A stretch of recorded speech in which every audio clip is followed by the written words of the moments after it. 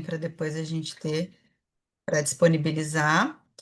E Uhum. eu queria primeiro agradecer você ter aceito o nosso convite.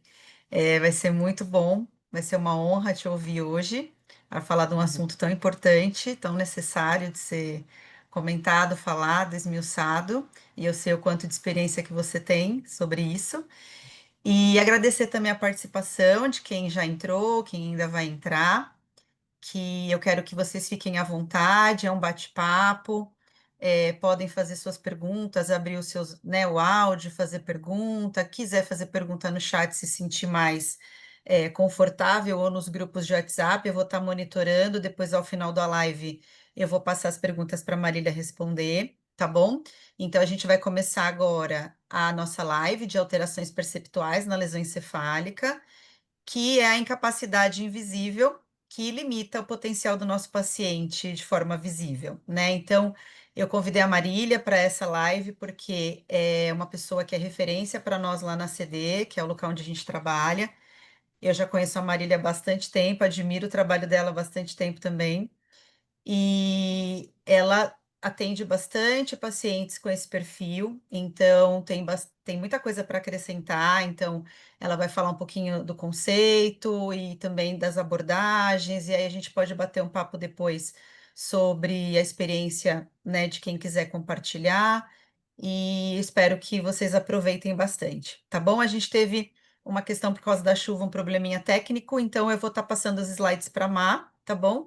Então, qualquer problema, vocês vão me sinalizando, tá bom? Má, fica à vontade, tá bom? Qualquer coisa a gente vai se falando, Obrigada. tá? Boa Obrigada. aula. Obrigada, gente. Ah, Obrigada. deixa eu só dar um recadinho, desculpa, amiga. Ah, Deixa eu só passar aqui, que eu tenho um recadinho tá. para dar para eles antes da gente começar. Importante esse recado. É, o recado que eu tenho para dar antes da gente começar é que os participantes da live que ficarem até o final, a gente vai ter um sorteio ao final da live maravilhosa da Marília, em que seria sobre um dia típico de atendimento da terapia por contenção induzida em um paciente adulto, que é uma das abordagens que tem bastante resultado, bastante resposta com os pacientes com alteração perceptual também, tanto para membro superior quanto para membro inferior, tá? Então, quem estiver participando da live, que recebeu o link, fez o cadastro e recebeu o link por e-mail, vai participar do sorteio. Mas quem, de repente, está entrando pelo link de participante de uma forma geral, assiste a live, mas aí, infelizmente, como a gente não tem o cadastro anterior, não consegue participar do sorteio, tá bom? Mas pelo menos aproveita a aula e os conhecimentos que a gente vai passar hoje, tá bom? Então, bora lá. Boa aula, Má. Obrigada. Primeiro eu queria agradecer o convite, né, da Gabi aí, junto com a Fisiocapacita. É um prazer poder estar aqui, né, poder falar sobre esse assunto, que é um assunto que eu gosto tanto, a Gabi sabe disso. É, eu acho que o nosso dia a dia, né, quando a gente está atendendo e tal, a gente se depara com esses pacientes, né, com alterações perceptuais, e muitas vezes a gente fica com aquele ponto de interrogação, porque não é algo tão claro, não é tão visível, não é palpável, né, aos nossos olhos, né? Então, acho que é isso que nos intriga tanto quando a gente tem um paciente com esse perfil, né? Acho que lá no começo da minha carreira eu ficava com os cabelos em pé quando eu pegava esse tipo de paciente, porque é realmente muito desafiador, né? Então, queria agradecer o convite, eu acho que é super relevante e que os profissionais que atendem esse perfil de paciente também, acho que a gente vai conseguir fazer uma discussão bem rica hoje a respeito disso, né? Gabi, pode passar, por favor. Bom, falando sobre esses desafios, né, do paciente com alteração perceptual, acho que não foi, Gabi. Ai, vamos ver. Você passa. Aí foi. Então, acho que o primeiro desafio, né, que acho que é a grande questão toda do paciente com alteração perceptual é que percepção é algo abstrato, a gente não consegue ver, como a gente vê uma simetria na marcha, como a gente vê uma alteração de tônus no membro superior, que fica num padrão que a gente consegue visualizar, né? Quando a gente tem uma alteração perceptual, isso é abstrato, então isso é tanto desafiador para a gente quanto para o próprio paciente que está vivenciando isso, né? Pode passar. Bom, eu gosto muito dessa definição do Carnage 2000, acho que é a definição de percepção que eu acho mais incrível, assim, das que eu já li, né? Então, a percepção, ela não é um espelho da realidade sensorial, e sim uma interpretação dessa realidade. Com essa afirmação, a gente precisa olhar de uma forma muito empática quando a gente tem esse tipo de, com esse perfil de paciente. Por quê? Porque muitas vezes ele tem uma alteração perceptual, a gente vai ver isso em alguns exemplos de pacientes em vídeo e foto aqui que eu vou trazer para vocês, e que a gente percebe aquela alteração que acaba deixando a interação do paciente com o ambiente super confusa, tanto para o paciente quanto para a gente. Só que a gente precisa ter muita empatia no sentido de entender que isso é uma interpretação que ele está fazendo do que ele está sentindo, né? E não um espelho, né? Então a gente precisa entender que a gente precisa construir com ele novamente uma percepção adequada do próprio corpo e da interação deste corpo com o ambiente, né? Pode passar, Gabi. Bom, pensando em prevalência, para a gente dar um exemplo aqui, né, do quão relevante é esse assunto, de quantos dos nossos pacientes têm essas alterações, estudos indicam que até 81% dos pacientes com hemiplegia esquerda, né, ou seja, lesão no hemisfério direito, e 71% com hemiplegia direita apresentam dificuldades perceptuais, né? Então, se a gente for pensar em porcentagem, é uma porcentagem muito alta, né? Então, a gente precisa realmente entender o que é essa alteração, como a gente pode abordar, como a gente pode facilitar para o paciente poder interagir com o ambiente quando ele tem este tipo de alteração. E a apraxia, que é uma das alterações muito comuns, né, no paciente com alteração perceptual, é um tipo, né, de alteração perceptual, ela está presente em aproximadamente 33% dos pacientes que estão em centros de reabilitação ou casas de repouso após uma lesão do hemisfério direito, né? Pensando em hemisfério direito, a gente já vai conversar um pouco de área de lesão, mas se a gente for pensar em lesões do hemisfério direito, essas alterações são mais prevalentes. Pode passar. Quando a gente fala de percepção, qual é a definição de percepção, né? Percepção é um processo pelo qual o cérebro organiza, interpreta e dá significado às informações sensoriais que estão chegando do ambiente. Então, aquilo chega através do sistema sensorial. E o que que a gente faz com essa sensação, né? A gente precisa processar isso de alguma forma. Daí entra a importância da percepção, né? Quando a gente tem um paciente com essa alteração, né, nesse processo de organização e interpretação desses dados sensoriais, eu tenho uma incapacidade de perceber corretamente o mundo ao seu redor, né? Prejudica Pronto. funções como Ai, tá com a percepção. câmera ligada. Oi? Acho que alguém falou. A incapacidade de perceber corretamente o mundo ao seu redor, prejudicando funções como percepção visual, espacial, tátil e auditiva, né? O que vai impactar muito, né, na interação e adaptação do paciente ao ambiente. Se vocês tiverem alguma dúvida, gente, vocês podem abrir o microfone, tá bom? Não precisa deixar para o final, não. Pode passar, Gabi. Interações dos sistemas. Quando a gente olha para o movimento funcional e quais são os sistemas que compõem esse movimento, a gente precisa pensar que existem vários, né? Então, a gente tem o sistema circulatório, digestório, emocional, músculo-esquelético, neuromuscular, quando a gente fala de tônus, né? Sistema cognitivo, e aí a gente tem o perceptual e o sensorial. E aí, quando a gente fala de percepção, obviamente a gente vai falar do sistema perceptual, mas não tem como a gente falar de sistema perceptual sem falar de sistema sensorial, porque eles são intimamente ligados. Como a gente falou no slide anterior, são as informações sensoriais, é o sistema perceptual que organiza tudo isso para dar significado àquilo e a gente conseguir se organizar em relação ao ambiente. Então, o sistema sensorial, ele é muito ligado ao sistema perceptual. Além disso, todos esses sistemas eles estão interligados, então não tem como eu falar de sistema perceptual sem falar de sistema cognitivo, por exemplo, né? E sistema emocional, que muitas vezes também está associado a essa alteração, né? Pode passar. Quando a gente fala de área de lesão e de onde é processada a percepção, qual é a localização, né, desse processamento quando a gente pensa lá no encéfalo, né? Então a gente tem que falar de córtex parietal posterior. Por que que é importante a gente saber isso, né? Porque quando a gente pega um exame de imagem, né, do paciente, da lesão, se a gente vê que ele teve uma lesão exatamente em córtex parietal posterior, eu vou pensar Numa alteração perceptual primária, o que quer dizer isso? Que essa alteração veio diretamente da área de lesão do meu paciente. De repente, vocês podem ver que houve uma alteração perceptual, mas que essa alteração, que a imagem, né, de lesão do paciente não é no córtex parietal posterior. Eu posso ter uma alteração perceptual secundária a outras alterações, por exemplo, algumas alterações sensoriais.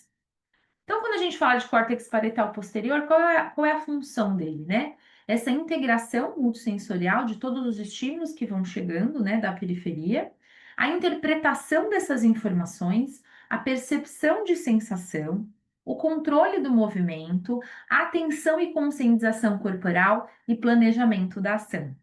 E aqui a gente já começa a falar justamente sobre o quanto esses sistemas eles interagem entre si. Então, a gente está falando de percepção, a gente já falou de integração multissensorial, então a gente já está falando de sistema sensorial, percepção sensorial, né? A gente está falando já de atenção e planejamento, que são funções cognitivas, então a gente já está juntando tudo isso no mesmo lugar, né? Então, por isso que não tem como a gente falar de percepção sem falar de sensação, de cognição, né? Então, não tem como a gente desvincular uma coisa da outra, né? Pode passar, Gabi, por favor. E aí, como a gente já estava falando aqui, quando a gente fala de uma alteração perceptual, ela pode ser primária ou ela pode ser secundária. Primária é quando ela resulta exatamente do local de lesão do sistema nervoso central, córtex parietal posterior. E quando a gente tem uma alteração perceptual primária, que é aquela que é originada exatamente pelo local da lesão em córtex parietal posterior, eu tenho um prognóstico um pouco mais reservado em relação a essa percepção, né? Isso precisa ficar claro para a gente. Quando a gente fala de uma alteração secundária, ela é em consequência de uma alteração postural, muitas vezes por uma alteração sensorial, enfim, por alteração em algum outro sistema. Nessa, a gente consegue modular um pouco melhor essa percepção e aí o prognóstico é um pouco melhor. Pode passar, Gabi. E aí a gente precisa diferenciar dois conceitos muito importantes: o que é sensação e o que é percepção, que muitas vezes isso dá uma confusão, né, na cabeça das pessoas. Então, sensação é a captação dos estímulos internos e externos, né? Então, está captando essas informações através de diversos sistemas sensoriais que a gente tem, de vários órgãos sensoriais que a gente pode ter, né? E percepção é a integração e interpretação dessa sensação, desses estímulos que estão chegando. A percepção, ela é a função de dar significado àquilo que a gente está sentindo, né? Como está o nosso corpo com relação à gravidade, se eu estou sentado, se eu estou deitado, se eu estou em pé, né? Como que está isso? Isso também é percepção, né? Então, estímulo vestibular, estímulo somatosensorial na pele, todos esses estímulos acabam sendo processados pelo sistema perceptual para dar esse conceito grande de percepção do próprio corpo com relação ao ambiente, né? Pode passar, Gabi. Quando a gente pensa em avaliação do paciente com alteração perceptual, a gente pode ter, a gente na verdade deve ter, né, uma anamnese detalhada, né, pegar detalhes super importantes com relação a rotina do paciente, quais eram a rotina já de antes da lesão, isso é muito importante, a gente entender um pouco o contexto de funcionalidade, onde ele mora, com quem ele mora, como que funciona essa rotina do paciente, isso é muito importante, para a gente poder dar algumas alterações que caibam dentro dessa rotina, né? Por que que é importante a gente avaliar a parte sensorial do paciente, sensibilidade superficial, profunda e propriocepção? Para a gente entender, né, e ter claro isso, o quanto que muitas vezes o paciente com alteração perceptual, ele não tem alteração no sistema sensorial. E a gente vai ver isso ao longo da aula, até num vídeo que eu vou mostrar, o quanto que ele tem muitas vezes a parte sensorial preservada, ótima, mas ainda assim ele não consegue realizar o movimento, porque não é uma questão sensorial, e sim uma questão perceptual, né? Avaliação visual. A gente pode fazer. Quais são? A gente tem que avaliar a agnosia visual, que a gente pode fazer através do teste de cancelamento de estrelas, que é esse teste que tem aqui embaixo, com esses símbolos pequenininhos que a gente está vendo. A gente pode fazer esse teste do cancelamento de estrelas, pode ser um teste bem interessante da gente usar. A avaliação auditiva e de linguagem, muitas vezes quem faz, né, os profissionais mais capacitados para fazer esse tipo de avaliação são os fonoaudiólogos, né? Mas no nosso contexto ali do dia a dia, que muitas vezes a gente atende o paciente em domicílio, algo assim, que a gente não tem essa equipe multi próxima da gente, a gente pode, pelo menos nós fisioterapeutas, que eu digo, né? Podemos pelo menos entender se ele compreende comando simples, se ele consegue entender, se ele consegue perceber sons do ambiente, uma porta que bate, um molho de chave, uma campainha. Ele sabe o que é aquele som, ele identifica que tipo de som que é, né? Dar significado a esse som também pode ser uma forma da gente avaliar essa percepção. E a avaliação da percepção motora, que a gente pode pensar numa praxia ideomotora, ideoatória, de vestir, né? É nesse momento que a gente entende essa avaliação da percepção motora, e aí a gente tem esses três tipos principais de apraxia. Pode passar. Ah, volta um pouquinho, Gabi, pode parar aí um pouquinho. Volta um pouquinho, esqueci de falar desse desenho. Você consegue voltar? Isso. Essa figura que a gente tem do relógio, da casa e do gato são figuras, né, que foram pedidas para serem reproduzidas por um paciente com uma hemiparesia esquerda, né, uma heminegligência, que é a alteração perceptual talvez mais comum que a gente vai encontrar na nossa prática clínica, né? Então foi pedido para ele fazer um relógio. Vejam como ele não desenha, ele não termina, né, os números do relógio do lado esquerdo, né? Como essa casa pede para o paciente reproduzir o desenho da casa, ele reproduz somente do lado direito, o lado esquerdo da casa fica incompleto. O gato, a mesma coisa, né? Então, é aquele tipo de paciente que ele vai comer, né? Tem o prato com a comida, e normalmente ele deixa metade da comida, né? Principalmente do lado esquerdo do prato, muitas vezes sem comer. E aí vem, às vezes, o cuidador vai lá e vira o prato para ele continuar comendo, põe a comida lá do lado direito do prato, né? Ou arrasta com o garfo e tal. E não, né? A gente tem que ajudar esse paciente, a gente vai falar um pouquinho mais para frente de algumas estratégias, de quanto que a gente tem que facilitar ele a explorar mais esse lado e não fazer por ele, né? Pode passar, Gabi.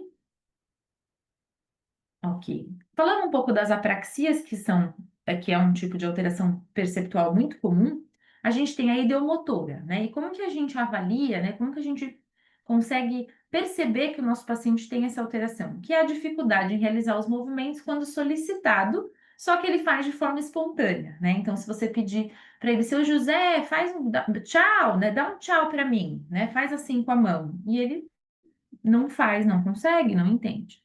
E muitas vezes você fala assim, seu José, então a gente terminou aqui a nossa sessão, até a semana que vem, tchau. Ele faz assim para você, tchau, né? Entra de uma forma espontânea. Isso pode acontecer, né?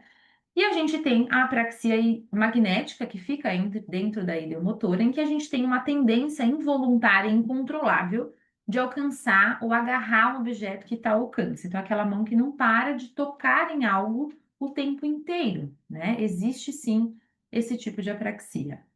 A ideatória é quando ele não consegue fazer uma sequência de ações. Por exemplo, ele vai escovar os dentes, ou ele vai preparar uma refeição. Então, ele vai escovar o dente. Ele tem que pegar a escova, ele tem que pôr a pasta, né? Tem que molhar a escova, pôr a pasta, fecha a pasta, escova os dentes e tal, né? Toda essa sequência é um planejamento dessa ação, sequenciamento.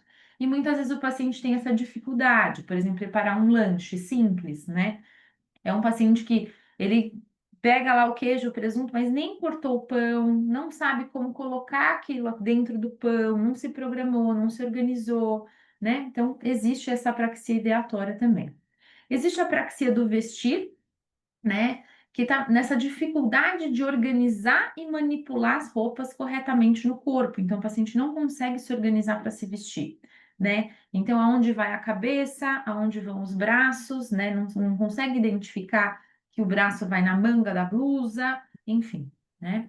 Apraxia orofacial, que é uma dificuldade em realizar movimentos dos músculos faciais, de sorrir, assobiar, ou fazer expressões faciais, né? Isso a fono que acaba trabalhando um pouco mais, mas é importante que a gente saiba que essas alterações existem sim, né? Para a gente não ter tanta dificuldade, né? E até relatar isso para a fono, olha, eu estou vendo tal alteração, o que que você acha, né? Acho que fica muito rico a gente poder discutir com esses profissionais. A apraxia verbal, né? Que é essa dificuldade em articular as palavras corretamente. E nós da físio vemos com uma certa frequência de apraxia de marcha, em que ele tem uma dificuldade para iniciar o movimento dos pés. Então, muitas vezes ele tem um movimento preservado desses pés, mas na hora que ele vai andar, a coisa não acontece, né? E isso muito por essa dificuldade de planejamento do movimento. Pode passar, Gabi? Quando a gente fala das agnosias, que também são um tipo comum de alteração perceptual, a gente tem a agnosia visual, em que ele não reconhece objetos ou pessoas, né? Ou prosopagnosia, que ele não reconhece rostos familiares de pessoas muito próximas, ele não consegue reconhecer. A agnosia auditiva, que ele não reconhece sons ou palavras, por exemplo, um trem, um molho de chave, uma campainha, que é algo, são sons rotineiros, né, corriqueiros no nosso dia a dia, e muitas vezes o paciente não consegue reconhecer, né? Então a gente pode fazer uma avaliação pensando nessas alterações já, né? A agnosia tátil, ou a esterognosia, que ele tem dificuldade de identificar objetos pelo tato, mesmo com a sensação tátil preservada. Então, se você for avaliar a parte sensorial, né, tátil, somatosensorial, é totalmente preservada, não tem alteração. Mas se ele tiver com os olhos vendados e você der um objeto na mão dele, dificilmente ele vai conseguir identificar que objeto é aquele, né? A olfativa, né, ou anosmia, que ele tem dificuldade, ele tem o incapaz de reconhecer cheiros e cheiros muito específicos e muito comuns para nós, por exemplo, café, por exemplo, cheiro de mexerica, que são cheiros fortes e que a maioria das pessoas conhece, né? Então, a gente, para poder fazer esses testes, tem que ser cheiros muito conhecidos, né? Café é um cheiro que é ok, a maioria das pessoas acredito que conhece, né? Agnosia espacial, então ele não se localiza, mesmo tendo no ambiente domiciliar, dentro da própria casa, ele não sabe onde está a porta, onde está a janela, como vai na cozinha, como vai no quarto, mesmo sendo um ambiente que ele já conhece, né? E a anosognosia, que também não é incomum na nossa prática clínica a gente encontrar, em que esse indivíduo ele não reconhece ou ele tem uma percepção totalmente errada do próprio corpo, né, e das dificuldades dele, então ele nega essas dificuldades, o que muitas vezes é um risco muito grande, porque aí esse paciente, a partir do momento que ele não reconhece e ele não identifica as suas dificuldades, ele se coloca em risco, né, naquele risco de queda muito alto que pode acontecer, por exemplo, justamente porque ele não reconhece essa dificuldade. Pode passar. Quando a gente fala de negligência unilateral ou assomatognosia, é, como eu falei, a alteração perceptual mais comum que a gente vai encontrar na nossa prática clínica, né? Então, a negligência unilateral é uma falha em perceber, processar e responder a estímulos provenientes do lado do corpo ou do espaço contralateral à lesão, né?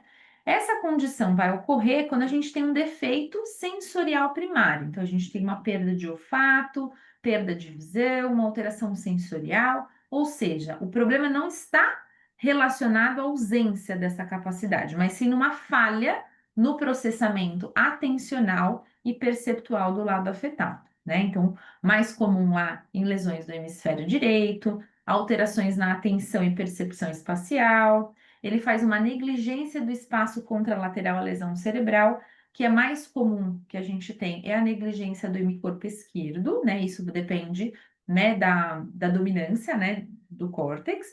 E aí a gente está falando de córtex parietal posterior, junção temporoparietal, tálamo, corpo estriado. Então, se a gente tiver lá no exame de ressonância ou tomografia lesões nessas áreas, a gente já pode esperar que esse paciente tenha uma negligência unilateral. E normalmente são pacientes que vão negligenciar totalmente o hemisfério, né? O hemispaço, né? Não é só pensando no corpo dele, do lado esquerdo, por exemplo, que é o lado que é mais comum, né, de ser afetado por essas alterações. Ele vai ter uma negligência do espaço como um todo, né? Então, mesmo que tenha alguém sentado do lado esquerdo, ele não consegue identificar. E muitas vezes é aquele familiar que diz assim para você: ah, ele não enxerga do lado esquerdo, né? E não é que ele não enxerga, é que ele não percebe o que existe do lado esquerdo, né? Não é uma alteração visual, né? Não é uma cegueira cortical, é realmente uma negligência. Pode passar, Gabi?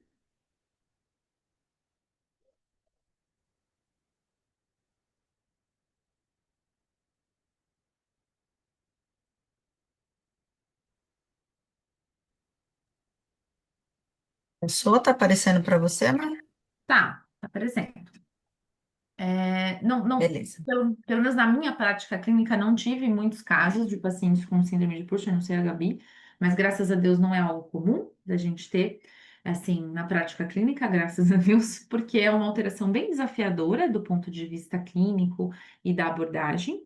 Por quê? Porque normalmente os pacientes com negligência, né, com alterações perceptuais, normalmente eles vão ter mais dificuldade em descarregar o peso, né, para o lado que eles têm a sequela, né? Então, vamos pensar no paciente lá com hemiparesia esquerda, que são os mais comuns de terem essas alterações. Então, eles têm dificuldade de descarregar o peso do lado esquerdo do corpo. Quando a gente tem a síndrome de Pusher, ele faz totalmente o contrário. Ele justamente se empurra para o lado que ele tem a sequela, né? Então, é um paciente que se torna um perigo, porque aí o risco de queda dele é muito grande, né? Então, ele justamente se empurra em cima daquele lado que ele tem a sequela, né? E ele faz uma resistência a essa correção passiva. Quando a gente vai falar, não, seu José, não cai para cá, vai lá para o lado direito. Quanto mais você tenta ajustá-lo, mais ele se empurra em cima de você, como tem na imagem aí, e aí vira uma coisa super confusa, tanto para ele quanto para a gente, né?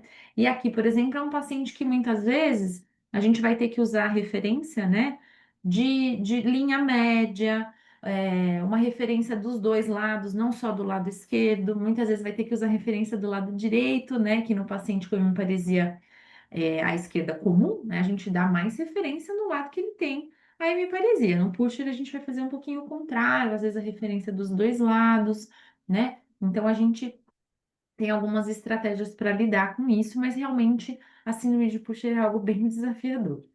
Pode passar.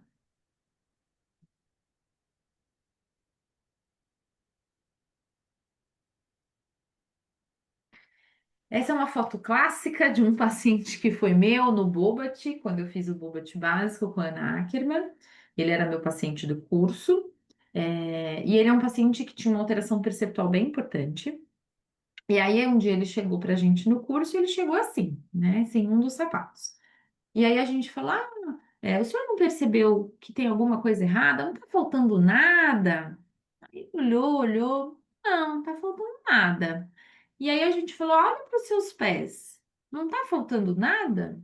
E a resposta dele falou, não, não tá faltando nada, né? Quando ele foi se transferir do carro, esse sapato caiu, enfim, ele nem percebeu que o sapato caiu quando ele foi transferido. E aí ele chegou na CD, a esposa falou, deve ter ficado na garagem, na hora a gente não viu, enfim. E ele chegou com um sapato só.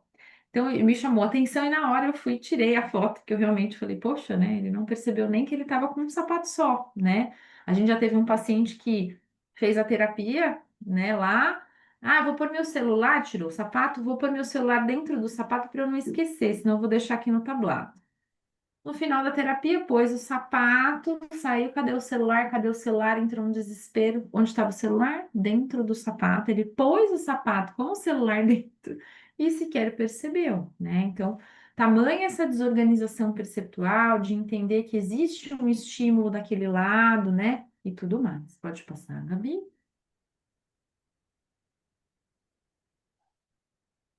E aí a gente tem aqui um paciente, que eu vou mostrar um vídeo para vocês, que foi um paciente meu alguns anos atrás, esse vídeo é um pouco antigo. E é um paciente com uma sequela de AVC, com hemiparesia à esquerda. E aí eu fui e coloquei várias referências para ele, né? Da faixa elástica, enfaixei o braço, enfaixei a perna. E aí eu pedi para ele ficar na posição mais reta que ele acha que é o reto, né? O que que ele acha que é o mais correto. E aí, logo de começo, quando esse vídeo começa, acho que, Gabi, se você conseguir voltar ele do começo, acho que é só clicar no comecinho. Isso. Então, eu peço para ele ficar o mais reto possível. E ele diz que é essa posição, ou seja, nada de descarga de peso na perna esquerda, né? Totalmente projetado para o lado direito, muita descarga de peso em cima dessa bengala. Eu falei, bom, então agora eu vou colocar o senhor no que seria o mais simétrico, com a linha média bem organizada, no centro do seu corpo e tudo mais. E aí eu perguntei como que ele estava se sentindo dessa forma. Ele falou, eu tenho a sensação que eu vou cair para o lado esquerdo, que eu vou despencar. Que lembra lá no conceito do Karná, né? Não é um espelho da realidade sensorial, é uma interpretação que ele está fazendo. Então, Eu estou dizendo para ele que ali é o meio, que ali é o simétrico, mas para ele aquilo não é verdade, né? Então, por isso que a gente precisa construir novamente essa percepção adequada do paciente, tá? Essa figura, né, essa foto do lado direito é uma paciente também com uma sequela de AVC, que a gente pediu para ela deitar no tablado o mais reta possível e que tivesse a mesma quantidade de espaço do lado esquerdo e direito do corpo dela, né? E vejam só como ela se organizou no tablado, né? Então, tamanha alteração perceptual também que ela tinha, né? E aí é legal a gente usar dicas verbais, por exemplo, né? Falar, olha, dona fulana, preciso que você fique no meio, vamos supor que ela se posicionou dessa forma, né? E aí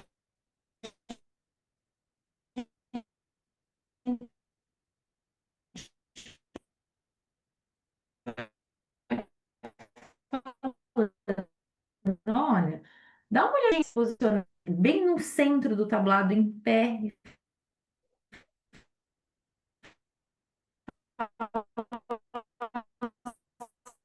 Você tem que alinhar a sua cabeça com a gente construa com o paciente um conceito de resolução de problemas. As meninas estão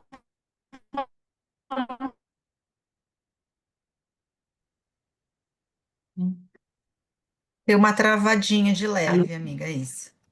Gente, voltou. Desculpa. Eu não sei onde eu parei, onde até não sei. Não, Desculpa. tranquilo. Aí Foi na falando hora que você estava falando das dicas verbais. Você estava falando de como você estava isso. orientando ela a se organizar no tablado. Isso, então a gente dá essa dica, né? Quanto de espaço tem para um lado, quanto de espaço tem para o outro. Você pode, como físio, se posicionar em pé no meio do tablado, né? Na frente do tablado, né? E falar: olha, sua cabeça tem que estar alinhada com a minha. Como é que a senhora vai fazer? E aí a gente vai fazendo um processo de resolução de problemas e não a gente dar a resposta pronta. Porque é dessa forma que ela vai construindo, que o paciente vai construindo um novo modelo de percepção do corpo dele, né? O mais adequado, o mais simétrico possível. Pode passar. Desculpa do áudio, gente, eu não sei se é a conexão da internet, enfim, coisas que o digital nos É, proporciona. dia de chuva, complicado. Então, local, São Mas deu Paulo. uma travada só, já voltou, já, fica tranquila. Isso. Então, esse paciente também é um paciente que é aquele do primeiro vídeo, e ele é um paciente que a gente pede para ele deitar no tablado, é uma tarefa super simples, né? Não é nada elaborado, só que, obviamente, de propósito, eu pedi para ele deitar em cima do lado esquerdo, porque eu sei que ele é negligente naquele lado. E vejam como ele hesita, é que a gente cortou, né, o rostinho, mas ele olha para os lados, ele tira o óculos, acho que ele fala para alguém, socorro, me tira daqui dessa situação, né? E aí ele foi, e aí ele vai deitar. E aí ele vai, aí ele puxa o travesseiro, então ele, né, vai se desorganizando dentro de uma atividade que é extremamente simples, né, que é deitar. Por quê? Porque a sensação que ele tem, e muitos pacientes relatam isso, é que eles estão deitando num abismo, né? Deitar sobre o hemicorpo esquerdo. E vejam como ele não se organiza bem, né? Então ele deitou, o travesseiro estava fora da cabeça, aí quando ele pega o travesseiro, ele tira debaixo da cabeça, põe para o outro lado, né? Se desorganizou muito. Aí ele se puxa para aquele lado, aí ele, daqui a pouco ele volta, o travesseiro lá na cabeça, né? Voltou lá. E aí eu perguntei se ele estava no meio do tablado. E ele ainda se puxou um pouco mais para o lado direito, então vejam o tanto de espaço que tem do lado direito e quanto tem do esquerdo. E foi exatamente essa estratégia que eu usei. Olha o tanto de espaço que tem de um lado e do outro. Eu acho que o senhor está no meio. Aí ele percebeu que não e foi lá e se organizou e se resolveu. Se ele não tivesse conseguido, talvez eu teria que ajudar um pouco mais. A gente pode usar como estratégia que é muito interessante, por exemplo, linhas verticais, né? No teto lá do setor que a gente trabalha, eu e a Gabi, tem aquelas placas de gesso, então tem linhas verticais no teto também, né? Então é uma estratégia interessante da gente usar. Por quê? Porque linhas verticais tem em qualquer lugar. É na porta, é na janela, é na parede, em todo lugar a gente tem uma linha vertical. E elas podem ser usadas como referência para o paciente se organizar. É muito interessante isso. Pode passar o segundo vídeo, Gabi? Ele vai rodar sem áudio esse vídeo, mas eu vou contando um pouquinho para vocês o que eu estou fazendo. Então, eu coloquei uma venda lá no paciente e fui tocando o hemicorpo esquerdo. Lembram que ele tem uma negligência? Lembra que a gente estava conversando disso agora? E aí, onde eu vou tocando, ele vai acertando tudo, ó, cotovelo, dedo, punho, né? O meu tornozelo, aquela hora que eu toquei, parte de fora, acertou tudo, né? Sistema sensorial, vamos pensar aqui, preservado. Aí, vamos lá, eu toquei na parte de fora do tornozelo, ele disse, acertou a área que eu perguntei, tudo mais. Vocês vão ver uma coisa interessante já já. Aí toquei lá no dedinho do pé, ele falou, no quinto dedo, né? No dedinho do meu pé, tudo certo. Você fala, beleza, a sensação, ok, muito tranquilo. Quando eu vou lá e toco os dois lados do corpo dele com a mesma intensidade, mesma pressão, ao mesmo tempo, qual é o lado que o senhor está sentindo? O lado direito. Faço isso de novo. Qual o pé que o senhor está sentindo? Pé direito. Fui lá de novo, a mesma coisa. Qual é o pé que o senhor está sentindo? Pé direito, tá? E aí as pessoas podem falar assim, gente, mas esse falou que a sensação dele é preservada, não estou entendendo. Por quê? Porque isso não é uma alteração sensorial. Isso é uma alteração perceptual. O nome dessa alteração é extinção sensorial. Então, quando eu dou pela alteração, porque o sensorial é preservado, mas quando eu dou o mesmo estímulo dos dois lados, o lado que não tem a sequela sempre vai ganhar, né? E por que que isso é importante? Por que isso é relevante? Quando eu vou pensar na minha intervenção, vamos supor que eu queira usar um tapete sensorial para aumentar essa frequência sensorial, que a gente já vai conversar daqui a pouco, como a gente pode fazer isso. Se eu colocar esse tapete, né, embaixo dos dois pés, adivinha qual é a sensação que ele vai captar? Só do pé direito, né? Então não faz sentido a gente dar a mesma referência dos dois lados quando eu penso num paciente com este tipo de alteração. Pode passar, Gabi.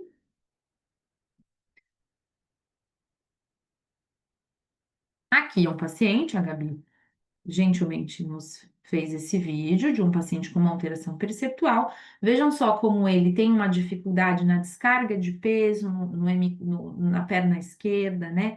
A dificuldade para se organizar, então a Gabi ainda colocou obstáculos, né? Dificultou um pouco a vida dele aí, e ele tem essa dificuldade realmente de se planejar e de jogar o peso, né? Gabi, se você quiser também comentar alguma coisa, você que o atende, mas é um paciente que a gente percebe que tem uma dificuldade enorme, a perna aberta, né? Ele não consegue alinhar esse membro para descarregar o peso, né? E muitas vezes não percebe que faz isso, né? Que não consegue descarregar.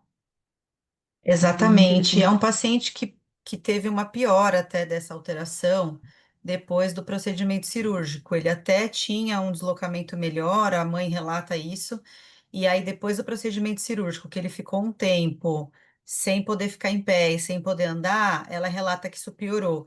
Então, às vezes, um paciente perceptual, né, com uma alteração perceptual, acontece isso, né, Má? Qualquer mudança, qualquer É, alteração que altere a rotina, que altere aquele hábito, eles podem ter uma piora importante. Então, uma troca de órtese, uma alteração da casa, ou mesmo por conta de algum procedimento como o dele.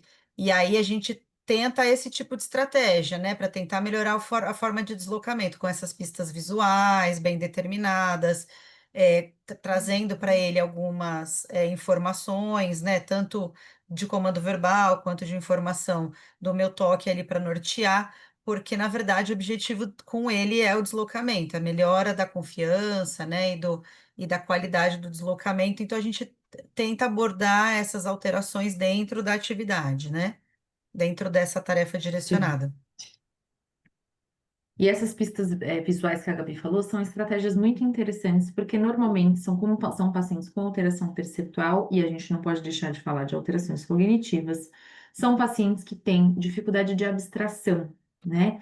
Então, tem essa dificuldade muitas vezes, o senhor põe o pé aqui, tem uma linha bem fininha, põe um pouquinho mais para cá. Não, ele precisa de algo É, muito concreto, muito visual, concreto. né? Uhum, Então, por que sim. que a Gabi está posicionada do lado esquerdo do corpo dele? Porque ela fala, vem perto de mim, vem para cá, traz o peso para cá. Isso para Uhum, ele é concreto, né? Se ela ficar falando, exato. traz o peso do lado esquerdo, ele vai ficar, lado esquerdo, lado direito, né? Perto de mim, aqui perto de mim, bem concreto, bem objetivo, né? Os comandos também têm que ser muito objetivos, porque é um paciente que se perde. né? E ainda nós, É. lá na fase adulto, né? São muitos pacientes, muitos terapeutas, muitas pessoas falando ao mesmo tempo. Isso para o paciente com alteração perceptual é um ambiente bastante poluído, né? Então a gente também tem que levar isso em consideração com toda certeza, né? E muitas Pode falar. vezes é isso, né? A gente tem que ir Claro. testando e vendo o que vai funcionando melhor. Porque às vezes você dá uma dica, você fala alguma informação, às vezes ele Isso. piora o desempenho justamente porque ele vai desviar a atenção daquela atividade, daquela tarefa para tentar entender o seu comando que você falou. Então, tem paciente que vai funcionar mais, tem paciente que vai funcionar menos, então eu acho que com a organização do ambiente facilita muito, né, para que seja tudo muito concreto e muito, né, determinado, e essa variabilidade também com cuidado, entendendo que ele já processou, e aí a variabilidade vai trazendo Sim. outros ambientes e outros recursos, né? Mas Uhum. ir segmentando esse conhecimento, esse aprendizado aos poucos, né, de forma gradual e organizada, para que ele não se sinta de novo no abismo, né? Trocou a Perdido. atividade, aí ele pronto, voltou pro, né, pro É. extremo do abismo. Esse sequenciamento, né, da atividade, seja ela uma atividade de vida diária, ou seja uma atividade motora, né, como a nossa de marcha, né, enfim, a gente precisa fazer esse sequenciamento, muitas vezes fragmentar essa atividade, ir por partes com o paciente para isso, né, dessa descarga de peso, né, para a gente ir ganhando esse, para ir formando, como a gente falou, a percepção do próprio corpo, né? Novamente, né? Construindo isso aos poucos com uma qualidade importante, né? Então, a forma com que a gente se posiciona durante o atendimento, durante o treino de marcha, é muito importante. E o que que é muito importante para esse paciente muitas vezes? Ele se sentir seguro. Por quê? Porque a sensação que ele tem é que ele vai tombar para o lado esquerdo, ele vai cair. Acho que ele chama a gente de doida quando a gente fala, joga o peso aqui, vem pra cá, né? Então, às vezes a gente, né, tem essa experiência da barra paralela, né, que a gente tem lá na CD, acho que muitas pessoas têm acesso a esse tipo de equipamento, mas aí você fala assim, ah, mas eu vou deixar o paciente segurar na barra? Nem sempre. Mas o fato dele emocionalmente saber que tem duas coisas na lateral, duas linhas que estão delimitando o espaço e que qualquer desequilíbrio que ele tiver, ele puder segurar, isso traz uma segurança emocional importante e que eu consigo realmente trabalhar com ele de forma mais segura e mais concentrada. Então, não quer dizer que eu vou usar a barra como um recurso, mas ela está delimitando um espaço. Isso muitas vezes para o paciente é muito, muito importante. Pode passar, Gabi.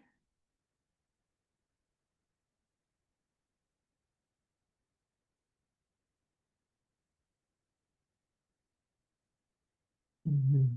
Aí, essa é uma outra paciente também com uma hemiparesia esquerda, e aí uma das físios lá da equipe está atendendo ela. Esse equipamento é o SARA-STED, que é um equipamento da Arjo, né? Que é um equipamento muitas vezes de uso hospitalar, mas que hoje a gente tem usado muito na reabilitação, que é muito interessante, em que a gente coloca o paciente sentado, essas abas que tem no bumbum aqui, né, embaixo do glúteo da paciente, elas abrem, né, para lateral assim, então a gente consegue abrir, né? Quando a paciente vai passar para de pé, ficou em pé, a gente fecha e deixa ela sentar. E aí ela está fazendo uma atividade realmente de ficar em pé, né? E colocar as argolas lá, e aí, obviamente, a físio posicionou essas argolas mais para o lado esquerdo para trazer o peso do corpo dela para o lado esquerdo, né? E aí muitas vezes você fica, traz o peso para cá, traz o peso para cá, o paciente não entende, não consegue perceber e entender esse conceito. Quando você fala, pega essa argola aqui e traz para o lado esquerdo, ela automaticamente vai ser obrigada a descarregar mais peso para o lado esquerdo, né? Então, intuitivamente, ela faz isso que a gente pediu. O que que é interessante também deste equipamento? Que a paciente já está mais elevada. Eu consigo trabalhar um controle de tronco com essa paciente nessa posição também, uma simetria desse tronco. E eu consigo também, como ela já está mais elevada, fazer essa passagem de sentado para em pé com uma descarga de peso mais simétrica. Porque se eu venho de baixo, num tablado baixo, ele vai ter mais dificuldade de fazer isso, né? E eu posso ir progredindo e abaixando esse assento, né? Por um EVA grosso, um step, eu vou abaixando, e aí ela vai conseguindo se organizar, fazer essa passagem de sentado para em pé com melhor qualidade, né? Essa é uma paciente que usava órtese, né? E aí a Laiana ainda colocou, né, uma espuminha na frente do joelho dela para trazer o joelho dela mais em extensão, para a gente conseguir uma descarga de peso melhor. E, novamente, a físio está posicionada do lado esquerdo, que é o lado que ela tem dificuldade, é o lado que ela tem medo, né? Então, a gente reforçando o quanto que ela pode vir para esse lado, porque a físio está aqui, está tudo bem, a senhora não vai cair. Trazer este conceito de confiança realmente para essa atividade. Eu acho que é bacana, por exemplo, o que você falou, o equipamento, ou seja um EVA, ou seja um Uhum. STEP, alguma coisa que a gente vá graduando, muitas vezes é mais significativo do ponto de vista de organização, né, do esquema corporal e da imagem do que a gente fornecer mais suporte, né? Então, vamos supor, se você fosse Sim. treinar a mesma atividade com com ela sentada no tablado, eu teria que facilitar mais o movimento para ela poder se organizar para Uhum. fazer. E aí, às vezes, para os pacientes com alteração perceptual, na grande maioria dos casos, quanto mais a gente colocar a mão, quanto mais a gente fornecer suporte, né, nosso Mas não externo, atrapalha. mais eles ficam desorganizados, né? Então, assim, É. naquela outra Uhum. imagem, que era o que eu estava tentando abrir meu áudio naquela hora para falar, que ele estava no Sky, que é um outro recurso que a gente tem de suspensão. Na verdade, ele nem estava suspenso, ele estava só com a segurança, porque ele é muito inseguro, e aí a gente colocou na tentativa de que ele explorasse esse ambiente com segurança, sabendo que ele não ia Sim, cair, com certeza. mas que ele Uhum. conseguisse fazer isso sem o meu suporte, porque se eu colocasse a mão nele, se eu desse qualquer, né, contato, ele perdia completamente a Desorganiza. organização da atividade. E às vezes um cinto também, né? Aqueles cintos de transferência que a gente usa bastante Uhum. para inibir queda, para evitar queda, mas isso funciona muito também com o paciente perceptual para a gente estar atrás ao invés de ao lado, às vezes, ou ao lado ao invés de estar segurando, né? Então é uma segurança para nós, o paciente sabe que ele não vai cair porque você está no cinto, mas não tem esse contato, né, o tempo todo, então isso facilita bastante para eles se organizarem na tarefa, né? Então acho que é bacana, se não tem, né, Uhum. o recurso é a Uhum. questão de ir graduando a atividade e tirando cada vez mais esse suporte nosso, né, do terapeuta, do familiar, e trazendo para ele esse controle, né, Certeza. da tarefa ou do próprio corpo, né? Sim, sim. E aí a gente vê aqui também que a Lai está com a mão, né? Ela posicionou a mão da paciente, a mão esquerda, né? Encaixou ela lá no Saara, né? Posicionou direitinho, por quê? Porque não a gente, físio só perna, só tronco, TO que é membros, não, não, não, não. A gente trabalha tudo, né? E o quão rico é eu trazer este membro superior no campo visual da paciente, né? Para a gente já falar um pouco sobre essa questão do não uso aprendido, que a gente fala tanto, né? Do quanto que esse membro superior participa do controle postural e o quanto que o controle postural é rico para a gente dar uma informação de qualidade sensorial e essa informação sensorial de qualidade me ajudar a organizar a percepção desse paciente, né? Então, esse membro superior está riquíssima essa informação que ela está dando aqui, né? E com a mão dela em cima, né?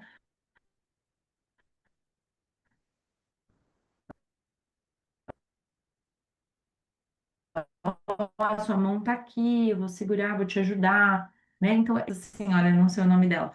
A senhora é capaz de levantar o tablado, né, baixo para cima? Pode ser que não, mas se eu fazendo essa facilitação Uhum, de elevar o assento, muitas vezes ela vai ser capaz de fazer, né? Então, quanto isso é rico e muitas vezes motiva o paciente, isso é muito importante. Essa outra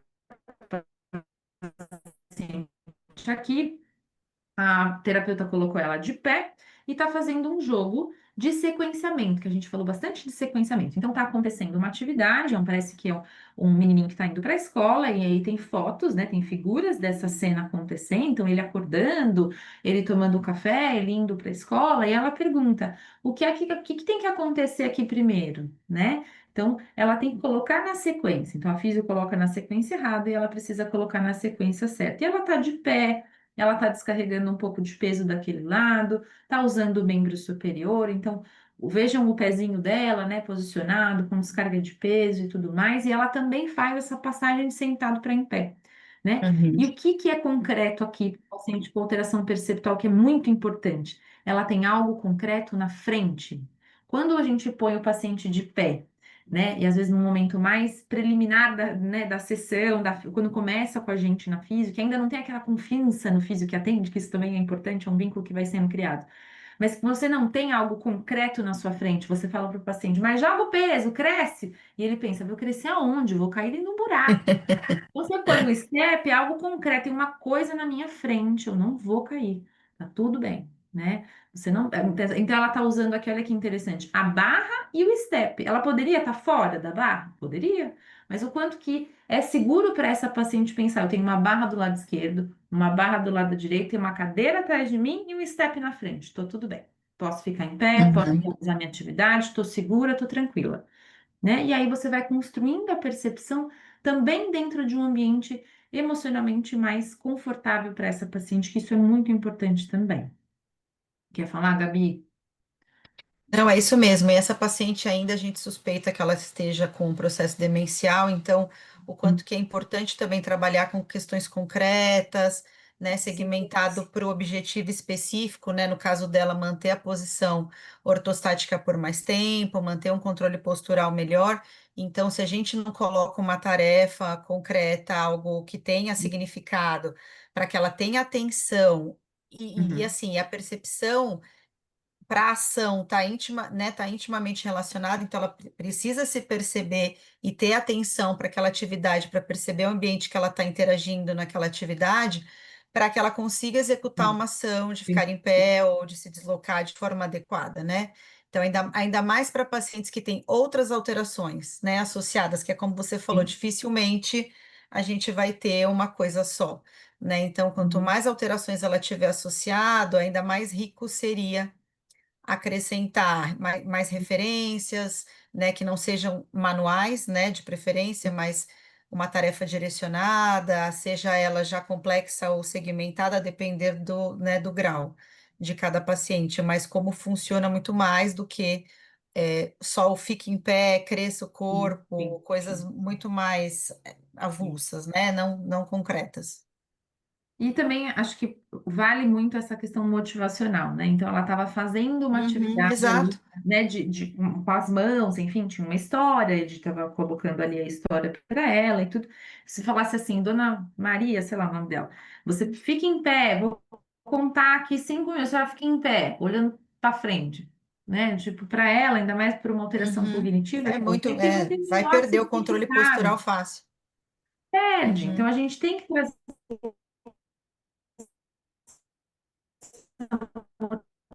motivação. Poderia ser uma outra atividade com, sei lá, artistas de televisão, não sei se ela gosta de assistir novela, então você põe os atores, e aí você vai organizar, esse ator é dessa novela, esse ator é dessa novela, né? As TOs que têm essa criatividade toda de construir esses jogos. Então, trazer essa motivação para dentro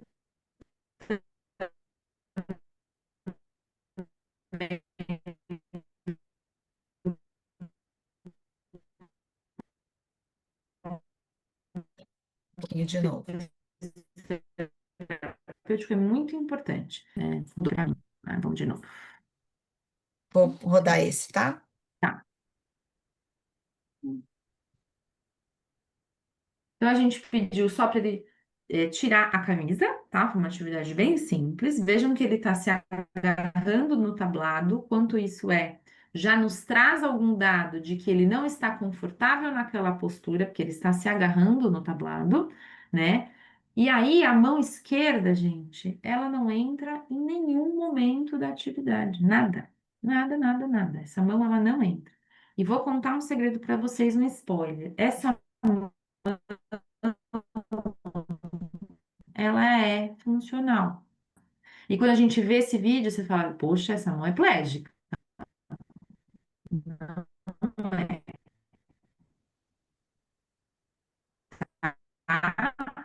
E vejam que ele não consegue tirar a blusa. Ele vai, ele tenta. É um vídeo que dá uma angústia. A Pamela pede, ele não consegue concluir essa atividade, porque ele não tem outra estratégia. Em nenhum momento ele percebeu que ele estava levantando a blusa, mas que faltava ele mexer lá na blusa do lado esquerdo. E ele sequer percebeu, não consegue concluir a atividade, né? Uma alteração perceptual importante. Ela foi lá e voltou e se agarrou lá no meio do tablado, né? Com a mão no meio aqui, assim, porque ele estava desesperado de medo de cair, né? Tanto é que no curso, para colocá-lo em pé de uma forma adequada e de qualidade, nós fizemos isso em 6 pessoas, né? Porque é um paciente realmente muito grave do ponto de vista perceptual. E foi esse fofo aqui que fez eu gostar tanto desse sistema e ir cada vez mais atrás de estudar, né? Então, eu sou extremamente grata a ele, que é um paciente que infelizmente já faleceu, mas que eu tenho guardo muito no meu coração, porque acho que se eu estou aqui falando tudo isso para vocês, uma fatia grande foi por causa dele, que eu tive que estudar muito para conseguir ajudá-lo. Pode passar, Gabi. E aparentemente, motoramente, ele nem tem, né, Não, nem é não é tão um grave. comprometimento grave, não é, mas É, é uma lesão é, de córtex parietal posterior. perceptual. Entendi. Então, É, era bem, perceptual bem mais bem grave. E perceptual. Uhum. várias outras. Aham. É. Aqui é um teste que a gente faz um teste de cancelamento, então tem a mesma quantidade de números 1, 2 e 3 na folha, e a gente pediu para ele circular os números 3. Vejam que ele circula, começa lá do lado direito, circula 2 números, né, na primeira linha do lado direito, e aí a gente fala o número 3. Ele circula novamente, o mesmo 3 que ele tinha acabado de circular, e aí a gente fica, os números 3, seu Sérgio, quantos números 3 tem na folha? Circula lá pra gente, tem vários, né, vocês percebem, tem vários. E aí, olha só que espertinho. Ele vai e circula o 2 e o 1 e fala assim pra gente: 2 mais um 3, né? Então, olha como ele resolveu o problema dele, né? Ele percebeu que ele estava ali numa situação difícil e ele tentou resolver da forma que deu.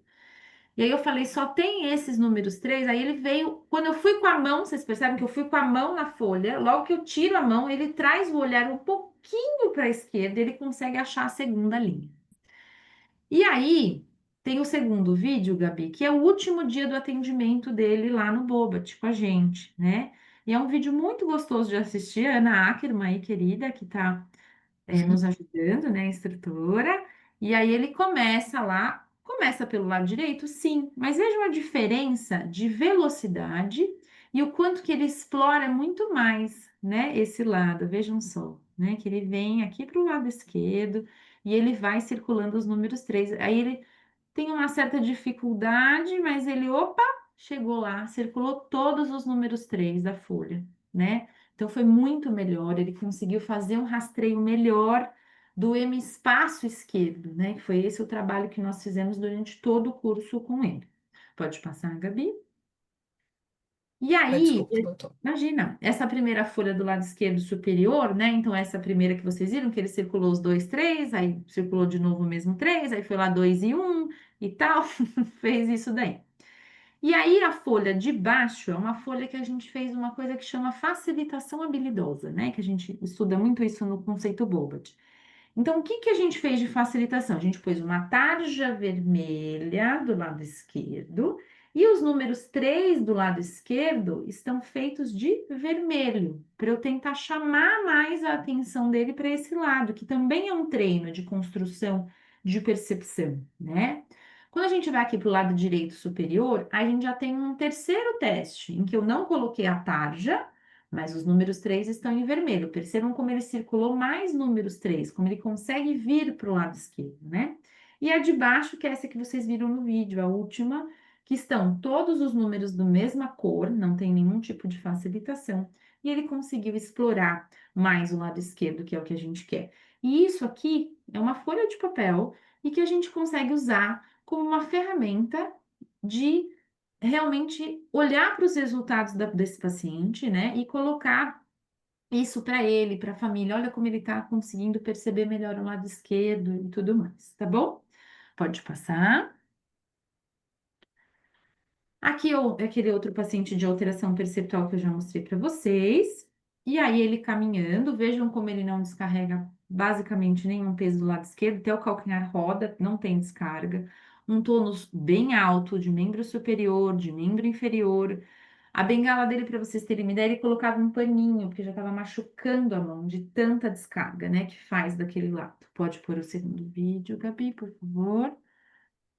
E aqui ele passando de em pé para sentado, né? O quanto que ele realmente não descarrega, né? Ele até tenta, porque ele tá vendo que eu tô filmando, mas ele até roda o pé sai do chão, né?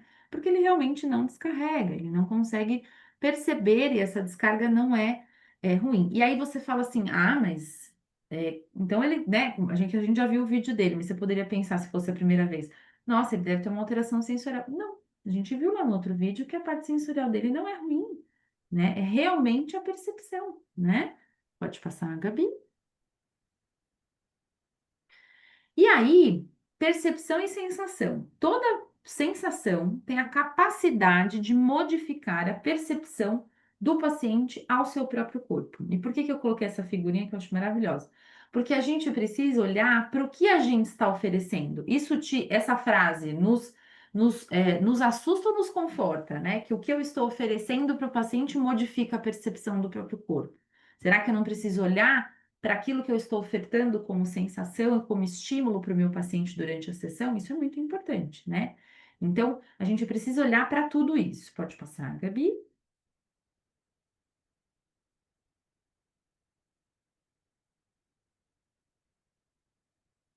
Aqui, de novo, o mesmo paciente que a gente viu.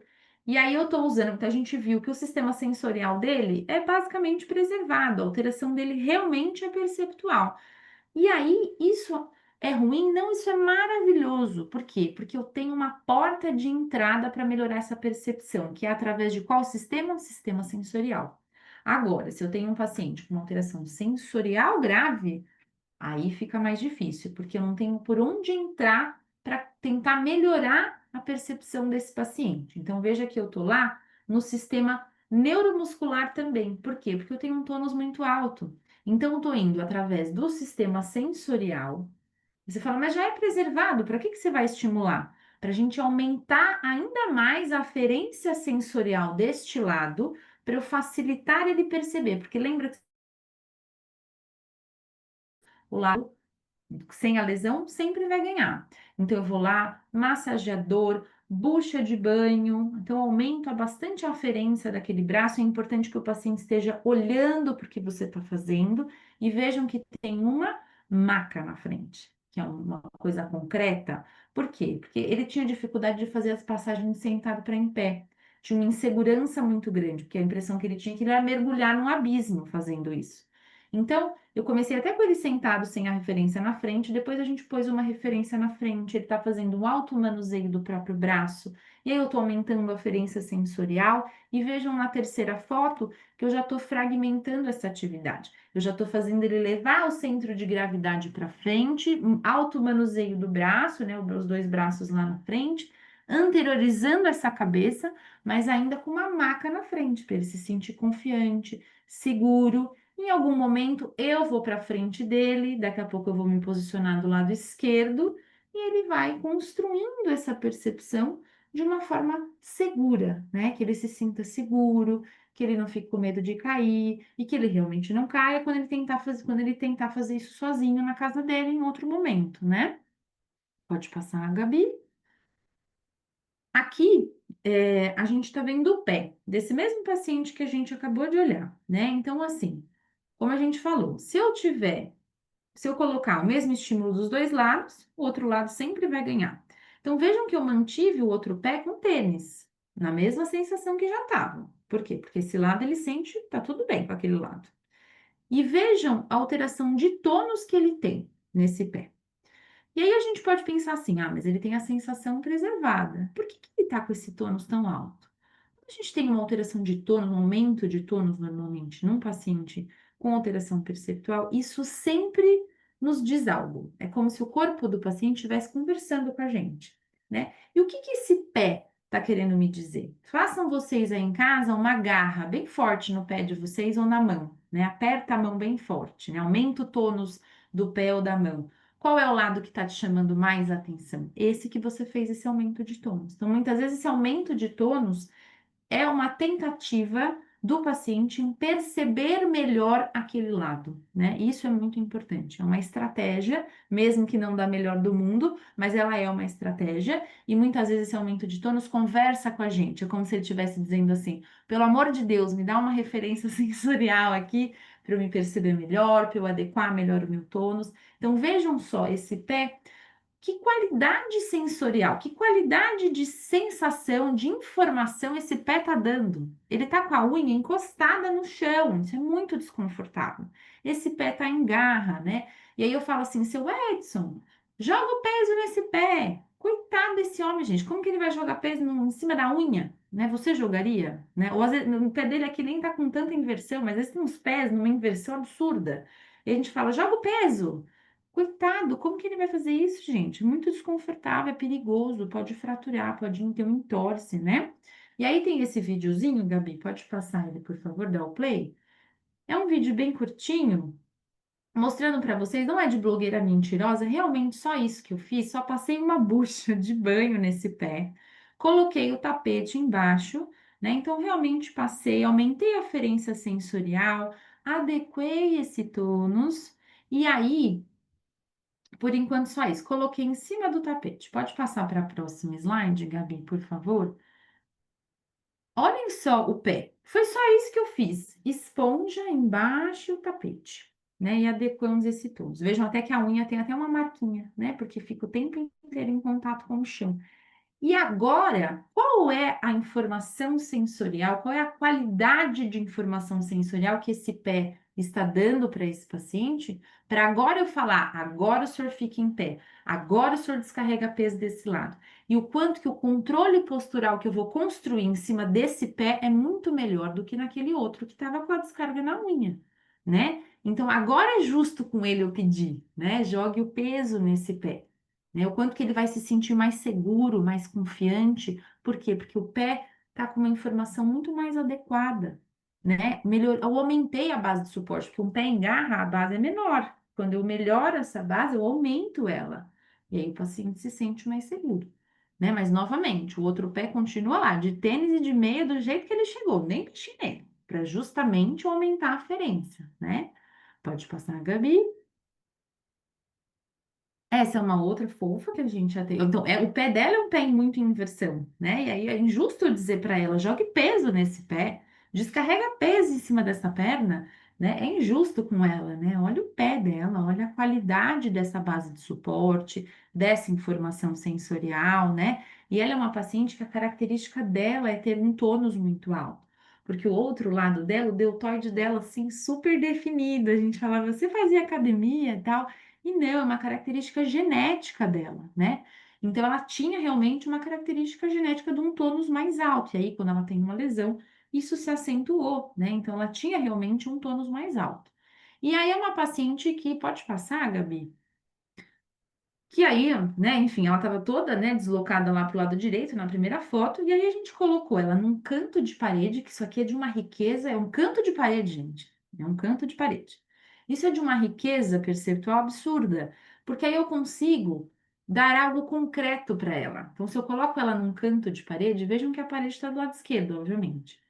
Então, isso é muito concreto. Olha, se você jogar o peso para o lado direito, é uma coisa aberta, é um buraco.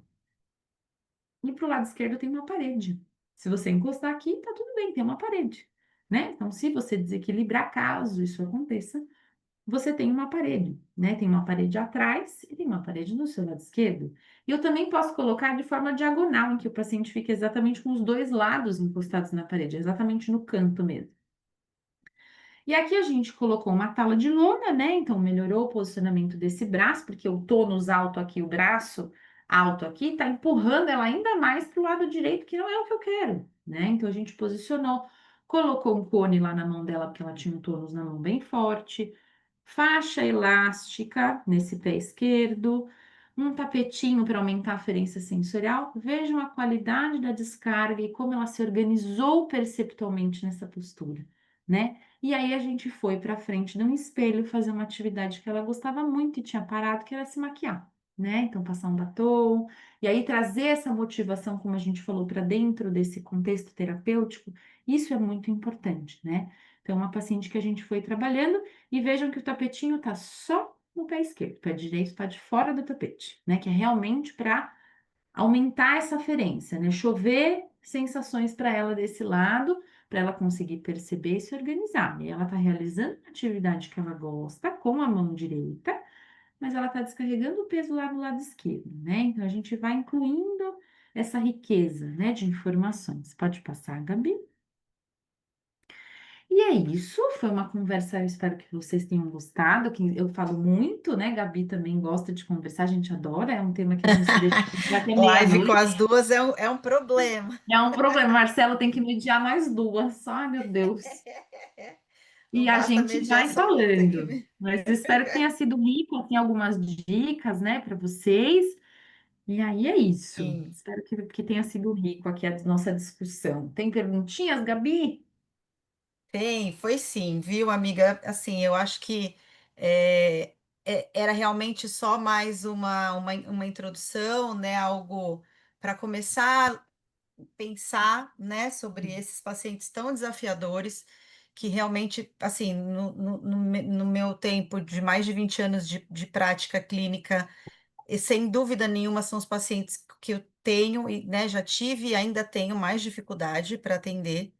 Então, é um bate-papo para a gente começar a pensar, conversar sobre estratégias, né? Trocar informações. Então, o objetivo dessa live também é essa, né? Que todo mundo que esteja aqui presente, que a gente possa trocar ideia, possa conversar, possa falar. Então, fiquem à vontade. Se alguém quiser abrir o áudio, deixa eu só ver se tem alguma pergunta aqui.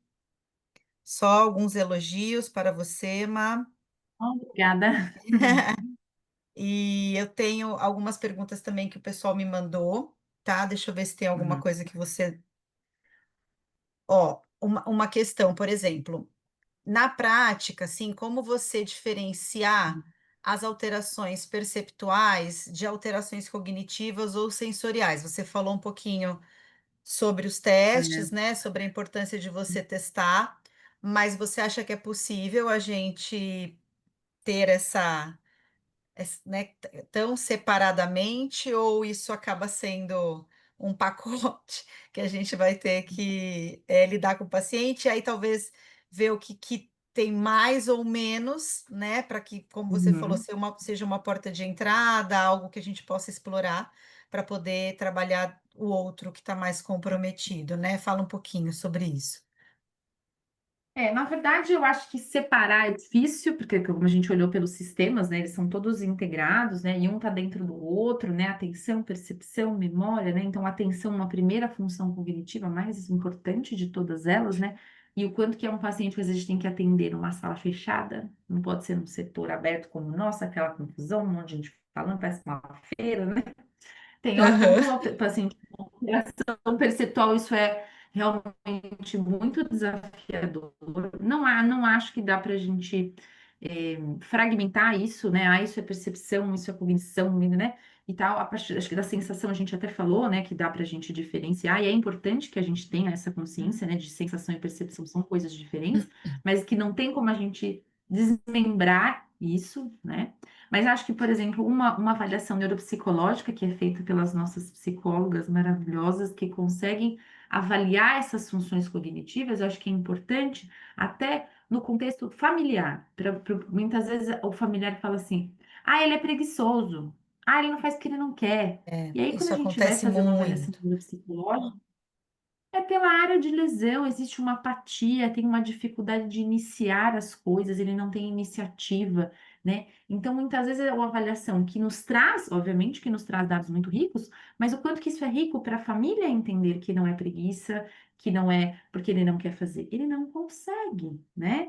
Então, eu acho que não dá para a gente fragmentar, separar, mas a gente precisa entender que uma coisa está sempre muito ligada outra, né? Não tem como a gente Sim. fragmentar, mas o quanto que é importante a gente avaliar a sensação, a cognição, claro que para nós físicos de uma maneira mais simples, mas que o neuropsicólogo consegue nos ajudar a ir mais a fundo nessas funções, entender quais são as funções mais prejudicadas, com certeza, mas fragmentar eu acho bastante difícil. Mas realmente é um paciente com alteração perceptual, ele tem alteração cognitiva, isso a gente já consegue de É. cara perceber, né? E eu Com acho que certeza. importantíssimo o que você falou sobre o que, né, a avaliação neuropsico, que cada profissional vai poder contribuir, né, e facilitar a vida desse paciente. Então, assim, a gente tem essa facilidade, né, na instituição em ter uma equipe multi. Então, você mostrou várias vertentes ali, né, algumas questões da fono, algumas questões da psico, da psicóloga, outras questões da TO. Então, o quanto que a gente vai trabalhar essas atividades e essas informações e a organização desse paciente para o movimento ser mais adequado, para as atividades que ele executa serem mais adequadas, e aí a gente trabalhar com essa equipe para que, por exemplo, quando você mostrou o vídeo do paciente colocando, né, tentando colocar a camiseta, o quanto que isso vai interferir depois nas funções cotidianas, nas atividades de vida diária, o quanto que é importante essa equipe, né, a TO, a físio e a psicóloga com esses pacientes mais complexos, tá alinhada, está trabalhando em equipe. Muitas vezes alguns sinais fazem com que a gente possa encaminhar também, né? Então, a gente começa a perceber o quanto que isso está impactando numa atividade de vida diária, a gente pensar em encaminhar para TO, o quanto que isso vai estar afetando outras questões cognitivas e emocionais e encaminhar para psicologia, para fono. Eu acho que é importante também, mesmo que a gente não tenha uma equipe multi, como a gente tem esse privilégio, mas Uhum. do terapeuta conseguir identificar essas alterações, o quanto que elas está impactando nesses domínios, né, da vida dele, e conseguir encaminhar, porque às vezes isso faz toda a diferença, né, o quanto que ele começa a ficar mais funcional, facilita mais o controle postural, facilita mais a execução das atividades e dos movimentos, isso é um ciclo, né, então Uhum. é importantíssimo É. a sua fala nesse sentido. E tem mais uma última para a gente poder ir para o sorteio. É Uhum. que se o treino orientado à tarefa ou o treino direcionado a uma tarefa, uma atividade, se ela pode ser realizada e pode ser eficaz mesmo em pacientes com alterações mais graves, né? Mais importantes, e se a gente, como que a gente faria para adaptar, para trabalhar dessa forma, mesmo com paciente com uma alteração perceptual mais grave? Eu acho que esse treino orientado à tarefa é extremamente rico para esses pacientes, principalmente porque a gente traz o foco da atenção, né? Vamos pensar nessa função Uhum, cognitiva primária, para aquele membro superior, né? Ou, enfim, acometido, né? Então, o quanto que isso é muito mais rico perceptualmente, né? Que a gente traz esse olhar para aquele lado, a gente concentra a atenção naquilo, e isso perceptualmente é de uma qualidade incrível, né, para o paciente, porque ele tem dificuldade realmente de olhar para aquele lado, de usar aquele lado, de organizar o que ele vai fazer com aquele lado. Então, o quanto que o treino orientado à tarefa é extremamente rico. E você, Gabi, como, né, pessoa que estuda isso há tantos anos, vou te pedir a sua participação nessa resposta aqui para nos ajudar, né, em relação a isso.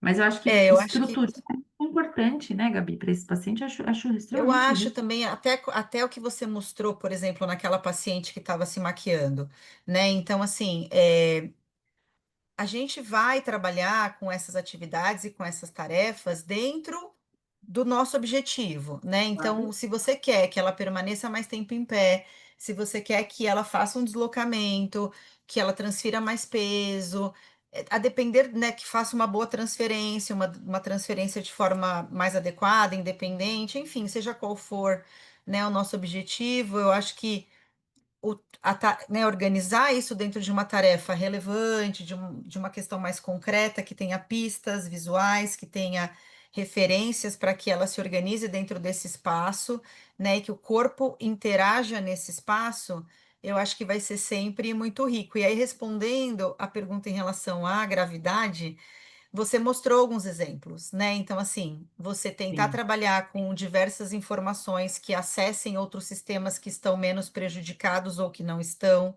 com certeza. trabalhar com a graduação da tarefa, né? Então, fazer com uma complexidade menor e aumentando passo a passo até chegar na função completa, né? Então, se o seu objetivo é passar para em pé, então começa com ele na metade do caminho, vai reduzindo, vai deixando, né, o assento mais baixo, coloca uma referência na frente, depois vai tentando tirar ou trocar por menos referência.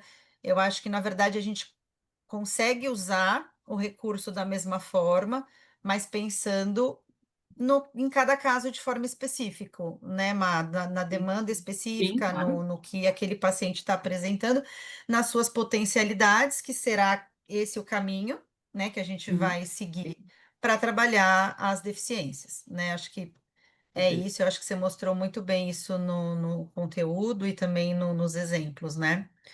Então, E não acho sei que se alguém tem eu mais alguma pensando pergunta. né, Pensando em no chat. treinamento da tarefa, né, que a gente está falando desse olhar mais para esse lado, né, afetado e tudo, que justamente o objetivo é que a gente aumente. Então, eu não quero, por exemplo, a gente olha o pé, né, daquela paciente, eu não quero melhorar só estrutura e função. Então, eu vou pensar, Exato.